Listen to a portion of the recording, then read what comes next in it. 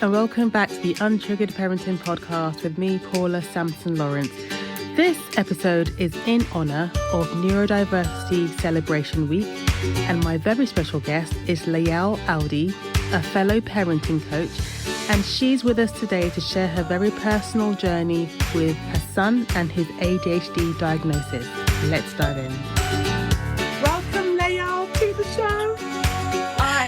I'm so excited to have you, to see you again. It's been a while since we were training to be coaches together. So massive welcome to you. Hey, Paula, thank you so much for having me on your show today. I want to take it back to your son. He is the inspiration for our conversation today. So how old is he? So my son right now is 8 years old, almost 9. 8 years old, almost 9. And at what point did you notice that I think he might be a little different? As soon as he was born and we went back home, I tried to breastfeed him and he would push me away. Like he was strong enough to just push me away. And you know how it is, like with all the hormones and the emotions, like, why don't you want me? Yeah. And so that was like number one. Now that I think, I'm like, okay, this was the first sign. Sign number 2 was by 2 weeks. He was 2 weeks when I would put him on his stomach and he would turn. Oh, wow. And I was not able to put him like tummy time while I'm like right next to him. You know what I mean? Because it was scary because you would do it on the bed. Otherwise, where are you going to put it? Where are you going to put him tummy time? It's going to be on the bed. That was number 2. And then 3 was later on as he was growing. He would not sit on your lap. There was no way. Like he would be moving the whole time. He just does not want to sit on anybody's lap. And I remember back then before he even turned 1, I traveled a lot. And, before they're 2, you don't buy them a seat. You just put them on your lap. It was miserable. So that was the active part of ADHD. But growing up, like as he grew, he is not, I wouldn't say he's as active as like the typical ADHD children. So it's not all about, being super active and not saying, it's not that. It does come in different forms.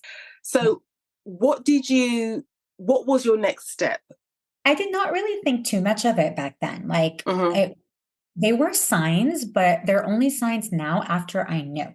But to be honest, I did not look too much into it. And when I was younger, I used to hear about ADHD all the time, and it wasn't a big deal. Like, oh, this kid has ADHD, and then a mom would go like, "I'm sure I have ADHD," and it was never really something that I felt like someone needs to go see a doctor for and do something about it, unless the teacher says, "Okay, your son has ADHD and he's not sitting in his seat, he's not doing his test, and you need to do something about it," for instance. So I didn't really do anything until so I had my second son when my older one was almost 3. They're 2 years and 10 months apart. But as soon as I had his younger brother, things escalated. Was it the age, like his age that he was almost 3? Was it because he started going to daycare and he knew that there was someone else with me, like jealousy? Was it, I don't know, but was it a combination of everything? Ever since he was 1, again, I would tell you, like, he was active and I was always running after him and he's always doing all sort of stuff. But I was like, it's okay. It's part of childhood. I'm right there. I'm with him. I thought this is how it is going to be, like with children. Until I had the second child and school, I started getting a lot of calls from school. At first, I thought that my choice of school is wrong. And being in the ABA field and knowing how to do all the positive reinforcement kind of stuff, like I know how to deal with my son. You don't know how to deal with my son. So maybe I need to change schools. Yes. So when my son turned 5 years old, he was already in like 6 different schools. Wow. Yeah. I kept moving him from one school to next, thinking, oh no, this is not like how I want it to be. Oh no, this teacher doesn't know how to, because I feel like it's all about the teacher. If Mm-hmm. he bonds with the teacher, he listens. He needs a connection. And back then I did not know he needed a connection. I thought he needed attention. He needs a connection with the teacher to be able to listen to anyone. Yes. Like ever since he was young, even if he is with kids his age and they're playing a game, he wants to play the game differently. He does not want to follow the rules of the game. Why? Because he just wants it different. Yeah. So I started noticing that anywhere we go, whether it's school, with friends, outside, whether like it's at a play area at the mall or at the park, he knows this is the way to, for instance, swing. He wants to twist the swing. The twist. That's how he wanted it. Yeah. So that's what I noted. To be honest, school, when he was 5 years old, he was in kindergarten. School asked me if we can get him evaluated. I see. And that's how it started. Do you think you would have done that on your own?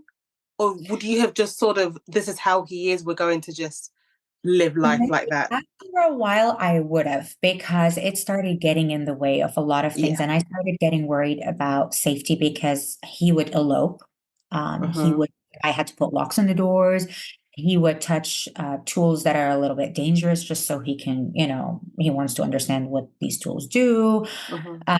He just wanted to have an extra vitamin because he wants more of it. Like it's just started a little bit scary. And when school wanted an evaluation, they weren't evaluating him for ADHD. They wanted an evaluation for autism, actually. And being in the field, I did not see autism. Yes, I did see some of the symptoms, but my son was like super social. So I just could not get, like how, but we did evaluate him. And I was hand in hand with school and all of their decisions. So anything they would tell me to do, I'd be open to do. I'd be ready to try. I would like whatever it is you wanted. Yes, let's try, because they wanted the best for my son and I wanted the best for my son. And they're telling me, oh, take him out of school. They're actually telling me we want to help you. So we evaluated him. They got him on an IEP plan, and that I was not even familiar with. And that was great. But then things escalated.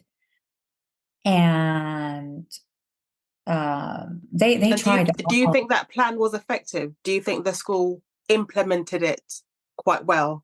The school was doing a great job, to be honest. Yeah. But the environment was not for him.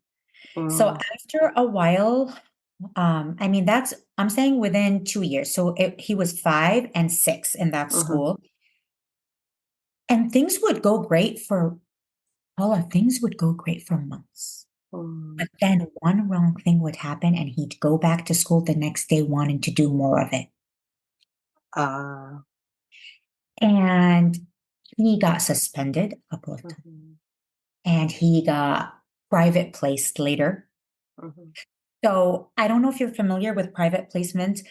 I had no idea. And actually, a lot of people that go to that school do not even know they have that option.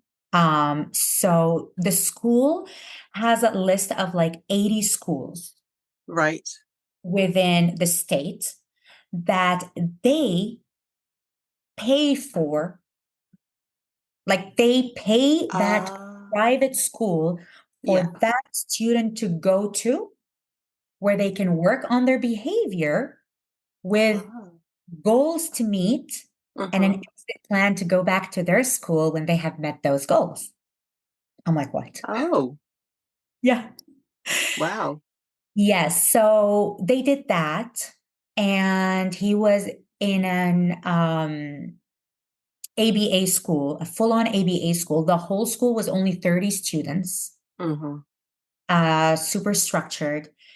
He did so well for 3 months, I believe. And then the summer came along and they had summer school for him. They paid for his summer school. He did summer school.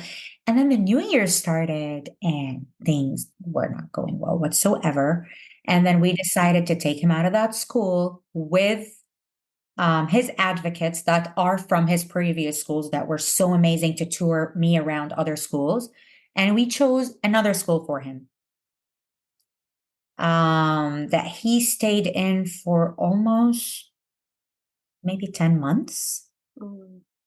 And that other school said that this boy knows all his coping skills. He's way ahead of the other students in his class. This is not the place to be for him. He should go back to his school. He's perfectly fine, all that kind of stuff. Yeah. And he did go back to his school. And were you happy for him to go back? Did you feel like he was ready? Was happy for him to go back. And I thought he was ready because with what I was doing with him at home, throughout the transformation, like of conscious parenting, he was a changed person. However, now in this school, I did notice that the environment plays a very big part. And no matter how much they try to cater and specialize a whole curriculum for him, children, maybe specifically that have ADHD, when they feel the pressure of needing to do better or meet specific expectations because of the students around them, maybe do not remember their coping skills as well as they it's so hard, isn't it? Because when the environment isn't right, it can really just throw them off, because like you said, they can't even bring to the surface what they've been working on all this time. It could be anything from too noisy, lights are too bright, just too much going on, and the teacher maybe doesn't have the capacity to stop what they're doing and focus and try and help them cope, because there's so much, the teacher has so much to do anyway. Exactly.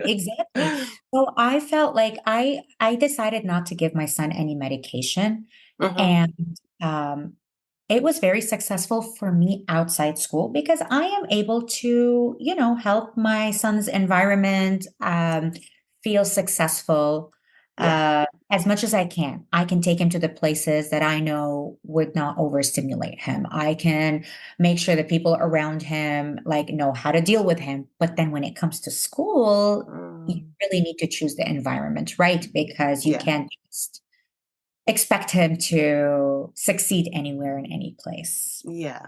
And when you got that diagnosis, what did that feel like for you? Did you feel sort of validated, relief, or did you have sort of conflicting emotions at that time?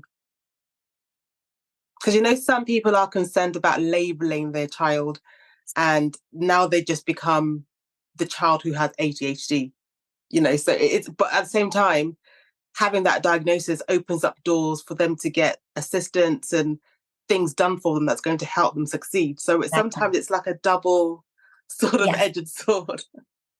Yes, to be honest, at first it was like, okay, whether he has ADHD or he doesn't, I'm still going to be like the same way I will be with him. But to be honest, it's not about labeling your child. It's about understanding his point of view, understanding what's going on for him.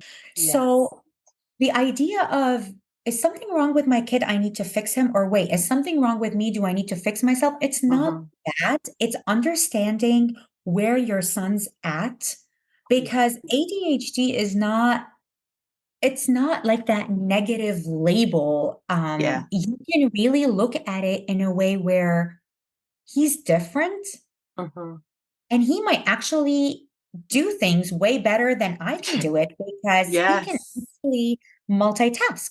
He can be looking at the screen and then at the same time looking at whatever it is you're doing over there in the kitchen and listening to whatever person is saying over there. There's a lot of things happening, but if we try to work on his strengths, they can actually succeed in things that we miss out on because we're focusing too much on the thing in our hand. You know what I mean? Yeah, absolutely. And I think, I think society in general needs to do a better job of treating this as just a way that your brain works is just different. And that difference isn't negative. There's such like a stigma attached to it as like a problem to be solved, where it really isn't. It's just a difference in how somebody experiences the world. And I would love to know, how do you talk about his ADHD with him?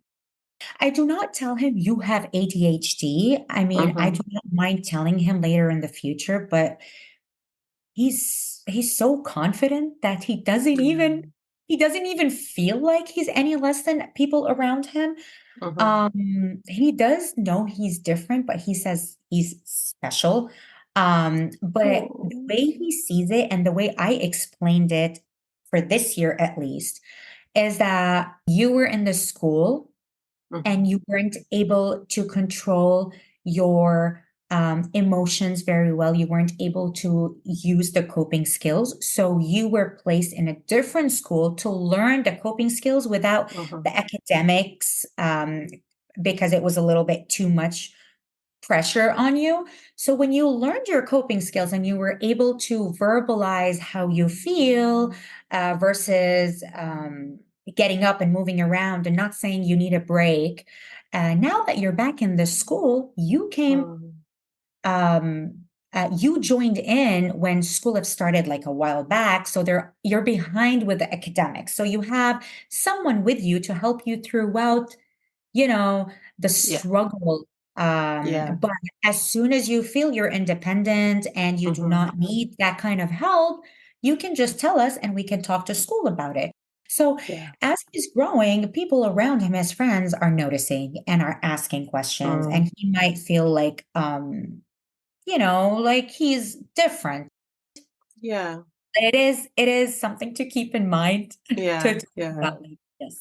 I would love to know, what would you say, this is just overall, what's sort of your biggest struggle and how do you try to overcome that? Is it more behavior?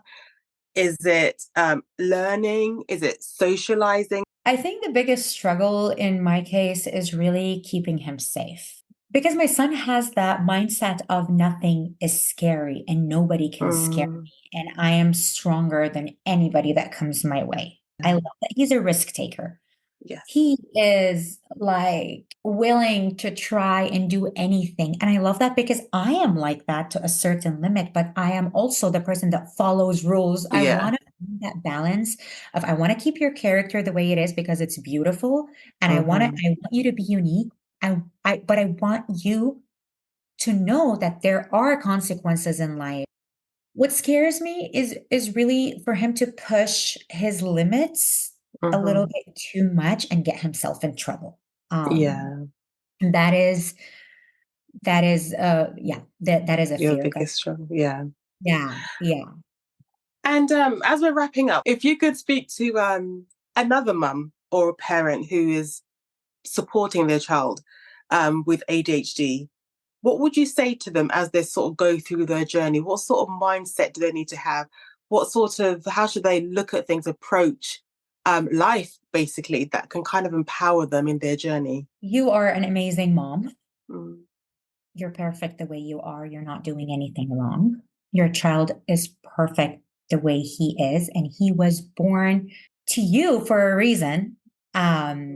Choosing to do like an evaluation for your son is not labeling him in any way.